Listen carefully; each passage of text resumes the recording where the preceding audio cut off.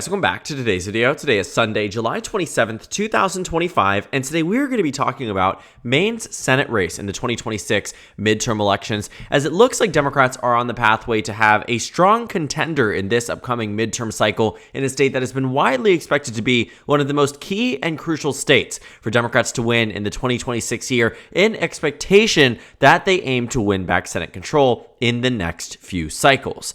Now, Susan Collins is a name that has been well known in Maine politics since the 1990s when she was first elected to the United States Senate. She ran on a platform of running on just 2 terms to the U.S. Senate, and now she is seeking an additional one in the 2026 election year. And Susan Collins, who many people thought might go under in the 2020 presidential election when she was running alongside Vice President Joe Biden, who won this state by a margin of nearly 10 percentage points, she went on to win the Senate election on this same ballot by a margin of roughly 8 points before the ranked choice voting tabulation had been conducted and fully gone through, to which there was a point now where a lot of Democrats in the state of Maine are arguably quite afraid of running against Susan Collins in the 2026 year. And it isn't really that shocking in looking at the number of candidates here who have been exploring the possibility of running against her, but seem initially apprehensive. And that's because a lot of candidates don't want to be in the same position as the Democrats in the last cycle. In 2020, there was a wide expectation that Sarah Gideon, then the Speaker of the Maine House of Representatives, would go on to win this race. All of the data has suggested that Sarah Gideon had a strong lead. Susan Collins had not led in a poll since June of 2020, and so the data really wasn't adding up in favor of Susan Collins. But by the time the election happened, we saw that Susan Collins ended up coming out ahead and winning this race outright. And so it is that fear that really has gotten to the heads of many Democrats across Maine. There was no primary challenger, and even to this day, there is no frontrunner necessarily in the 2026 race. In fact, of the candidates who have announced anything that they are running for in this state, the big problem is that a lot of the candidates that might otherwise be inclined to run for Senate are instead deciding to go in a very heavily contested multi-way primary for the governorship in Maine rather than the Senate race. You have Shayna Bellows, who's the Maine Secretary of State, Troy Jackson, the former president of the Maine Senate, Angus King III, yes, the son of the other U.S. Senator Angus King, Hannah Pingree, who is the daughter of U.S. Representative Shelley Pingree, and also the former Speaker of the Maine House of Representatives. You have a number of candidates who said, I'm in to run in 2026, but not necessarily for U.S. Senate.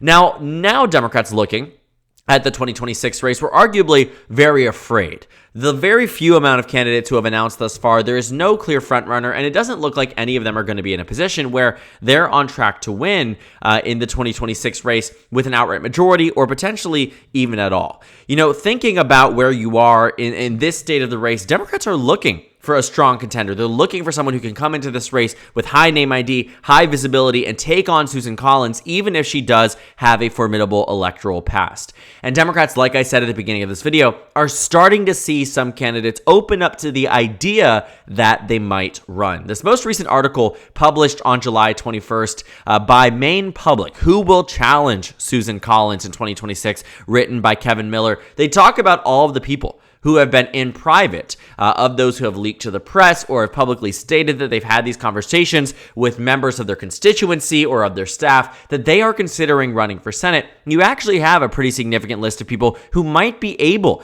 to go ahead and do it. Right now, Janet Mills, the incumbent Democratic governor in Maine, is the presumptive frontrunner should she decide to run. The only caveat is that she's 78 years old and that she just recently won re-election back in 2022 and did not seem to have any indication that she wanted to seek additional office after serving out 2 terms as governor.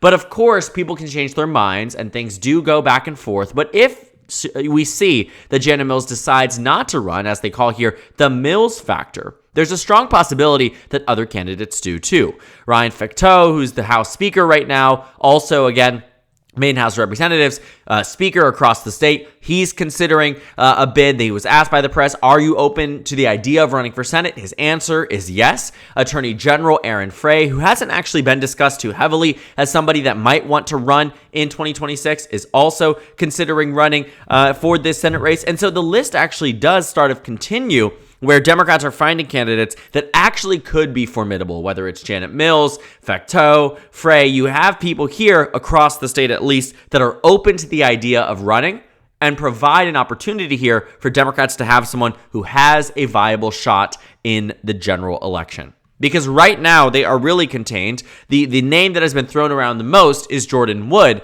who's the former chief of staff to U.S. Representative Katie Porter. If you remember her, she ran for Senate in the state of California and now was running for governor in the state of California. And so there doesn't seem to be anybody right now who has declared who is a prime candidate with high name ID, high visibility, all these things that you would like to see, especially against a formidable style of candidate like Susan Collins. But Democrats are inching closer to that happening. And while Jared Golden and Shelley Pingree, both of which have said, I don't want to run in this seat, I'm fine in the United States House of Representatives, it doesn't mean Democrats are entirely axed out as they move forward. The fact remains that Janet Mills open to the idea of running in 2026 reminds me a lot of when Roy Cooper, the former governor of North Carolina, said he was open to the idea of running in 2026. And anybody who knew Roy Cooper prior to this announcement that he was running would have told you he probably wasn't going to run because they didn't see that in his lineage and in his pathway. He had served across the state for many years. He was attorney general, then he was governor, and then he wanted to stay across the state and didn't seem to indicate immediately after the 2024 election that he had the intention to run for U.S. Senate. He took a teaching gig, up at Harvard for a semester, right? So you saw that there was a decision and a thought process there that didn't seem to have the standard trend line that one takes to the U.S. Senate. But people can be convinced, and Roy Cooper is an example of that. That when the National Party called in a favor and said, even if you just want to run for one term, we need someone who can win this race, and that person could be you. And so he took up the challenge. He said, okay, I will run. North Carolina has been a state that hasn't voted for a Democrat to Senate since 2008. That was the last time Democrats have gotten lucky there. That was nearly 20 years ago. And now Roy Cooper is deciding to run. I think something similar could happen here with Janet Mills, especially if Roy Cooper went through. One, they're good friends. I'm sure she would love to be colleagues with him yet again, but also to that degree that if the National Party can persuade a governor who holds a high approval rating and has 2 elections to back up their electoral history, I am convinced that they might be able to do the same for Janet Mills. And if not Janet Mills, I do not believe Democrats will allow this race to go uncontested to the degree that it is right now. And I don't know if that was the case a month or 2 months or 3 months ago. I think we were in a very different scenario then. I think this whole conversation around the Epstein files and Congress and the big, beautiful bill, all of these different decisions that have been made by Susan Collins and the moving along the bill out of debate, even though she voted against the eventual passing of the bill, there are vulnerabilities here. And it continues to be shown in data point after data point. Newsweek published this about a week ago, 10 days ago. They said Susan Collins dealt a new polling blow. And the big reason for that was because the Morning Consult had released their first set of ratings for senators across the country. They polled every single state. They gauged amongst the electorate. Do you like your senator? Do you dislike your senator? How do you feel about your governor? Do you dislike your governor? And what you found here is that Janet Mills, the Democratic governor of Maine, outpaces Susan Collins by a tremendous amount. And Morning Consult, who has been doing polling for decades, and especially in the state of Maine, has also found that she has the lowest approval rating they have recorded, even lower than the 2020 election, at which she saw the narrowest margin she had faced since her first election. And so thinking about where she is as of right now, the data doesn't stack up to be pro-Susan Collins, which is why, again, there's this heavy expectation that a good Democrat get into this race. And that is why it seems as if it's going to come sometime soon. I think when we first thought that maybe 2026 might not be all that it was expected to be, that Trump might hold out and be able to maintain this approval rating that he had started off in office with, or this honeymoon period, or that he wouldn't be as unpopular this time around as he was the first time. And arguably that made a lot of sense, right? That was standard convention, that someone who had won an election by more than in 2016 and had outpaced, Biden in a number of swing states in comparison to 2020, that he might perform better in the midterm elections than Biden did and the Democratic Party did. But we are finding no data points to substantiate that. In fact, we are finding the numbers are only getting worse for Trump. And that is my biggest gripe here, I think, that I've found in trying to analyze all of this, is that Trump is rapidly deteriorating, yet you're not seeing much movement on the Democratic side in a state like Maine. But I do adamantly believe we are on the verge of seeing it happen. And as there's more media hits, as there's more conversations, and as, again, these high-profile Democrats who were taking a step back and had not even declared or even explored having an exploratory committee for Senate, or have said that they are publicly expressing interest. I mean, the interesting thing out of all it is that you'll find that Janet Mills is taking a look at this and saying, I'm open to it, but I'm not actively pursuing it. But we know she's actively considering it. We know that this is in the back of her head, that if the National Party needs somebody to run, we might be able to see it come out with Janet Mills.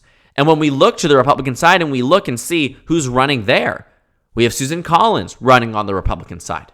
And so we know that that's already not going to be a contested primary. Donald Trump already said that he'd rather have somebody better, but he knows she's the only one who can win this race. And so it really just is a question for Democrats. Who do they nominate? Who decides to run? Who decides to bite the bullet? Because the chances are, more likely than not, in 2026, Susan Collins finally loses. And while a lot of people have said, you've said this before, we've seen this time and time again, that Susan Collins is going to go, I remind you that it is the 2024 elections that really showed us that even if you are a super popular senator or outpacing a number of candidates, you will lose your race if partisanship dictates as such. Jon Tester learned that the hard way. Bob Casey learned that the hard way. Sherrod Brown learned that the hard way. In 2002, Tim Ryan learned that the hard way, right? A lot of these candidates learned it across the country. In 2020, we saw it as well. And we saw it in Alabama. We saw it in Arizona. We saw it in Georgia. Maine was the only exception. But every election, there are senators who have been longtime serving members who it is their time to go. And 2026 looks increasingly more and more likely like it is Susan Collins' time to go. And the question remains, who will be the Democrat to win this race? Because it certainly is a winnable race. And as it gets closer and closer to actually having a formidable candidate in this race, should the race eventually be won by 5, 6, 7 points by a Democrat, it will be looked back upon as a race that why didn't more Democrats jump into this race? Why are they all running for governor instead of running for Senate? And it's a question that I think a lot of Democrats ask themselves when they take a look at the candidates deciding to run for elected office in Maine, but all to know that this race is winnable by the Democratic Party, and it looks like in the next month or two, there will be a strong, formidable Democrat in a way that we haven't seen energy and the riling up of the Maine Democratic electorate to the extent we are seeing it today. And I think it can only result in Democrats actually finding a candidate who can beat Susan Collins in 2026. We just have to wait and see on who that exactly is going to be. So thank you guys so much for watching this video. Make sure to comment down suggestions below. Subscribe on the left if you haven't already, and check out the Instagram and Twitter. At the top left of the screen, there's also a Discord server for you to go ahead and join. On the screen, there's a video for you to watch, and then a playlist for my 2026 Senate election analysis videos. Again, thank you guys so much for watching, and I will see you all tomorrow.